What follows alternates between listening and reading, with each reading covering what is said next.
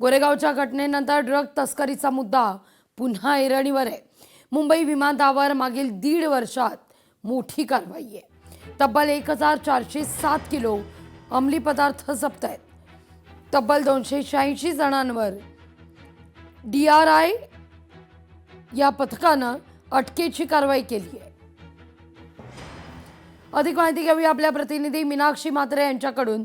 Meenakshi, drug तस्करीचा मुद्दा गोरेगावच्या घटनेनंतर पुन्हा एकदा उपस्थित केला जातोय, पण गेल्या वर्षभराचा जर आढावा घेतला किंवा 1.5 वर्षाचा आपण म्हणूया, तर मोठ्या प्रमाणावर ड्रग्ज विरोधात मोहीम राबवली जाते। निश्चितच लागवी, कारण गोरेगावच्या या सगळ्याच कॉन्सर्ट नंतर विद्यार्थ्यांच्या या मृत्यू झालेला आहे। काही 2 विद्यार्थी मृत्यू पडलेले आहेत। मात्र ड्रग्स तस्करीमध्ये हा मुद्दा जो आहे पुन्हा एकदा ऐरणीवरती आलेला पाहायला मिळतोय। कारण बहुतांश मुंबईमध्ये जर आपण पाहिलं तर परदेशातून हा ड्रग्सचा साठा जो आहे तो येत असतो आणि अशाच या सगळ्यांवरती कारवाई जी होत असते ती म्हणजे DRI कडून ही कारवाई केली जाते, ती म्हणजे ड्रग्ज तस्करांच्या विरोधात। तर आपण जर पाहिलं तर मुंबईच्या विमानतळावरती विविध तपास यंत्रणा आहेत आणि त्यांच्याच माध्यमातून ही कारवाई केली जाते।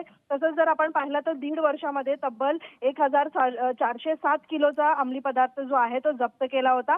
मात्र या कारवाईमध्ये तब्बल जर पाहिलं तर 286 जणांवरती DRI ने अटकेची कारवाई देखील केली होती। विशेष म्हणजे DRI ने ही कारवाई केलेली आहे आणि त्याच दरम्यान आपण पाहतोय की जप्त केलेला जो ड्रग्सचा साठा जो आहे तो त्यापैकी मध्ये 1200 किलो ड्रग्स हे जे आहे ते बँकॉकहून भारतामध्ये आणलं गेलेलं आहे। तसंच काही जर आपण पाहिलं तर शहरात गेलेल्या आणखीन गोळ्या ज्या आहेत त्या किंवा शरीरामध्ये लपवल्या जातात किंवा मग इतर बॅग्स असतील किंवा मग वेगवेगळ्या माध्यमातून हे ड्रग्स जे आहेत त्याची तस्करी केली जाते आणि हे असेच अनेक गुन्हे जे आहेत ते समोर आलेले आहेत DRIच्या या कारवाईच्या माध्यमातून। हल्ली जर आपण पाहिलं तर महिला आणि ज्येष्ठ नागरिकांचा वापर जो आहे तो या आंतरराष्ट्रीय तस्करीसाठी मोठ्या प्रमाणामध्ये केला गेलेला आहे आणि त्याच माध्यमातून आपण पाहतोय की अनेक गुन्हे जे आहेत ते आता हे सगळे निदर्शनामध्ये देखील आलेले पाहायला मिळत आहेत। लागवी, अगदी मीनाक्षी, धन्यवाद तुम्ही दिलेल्या सविस्तर माहिती करता।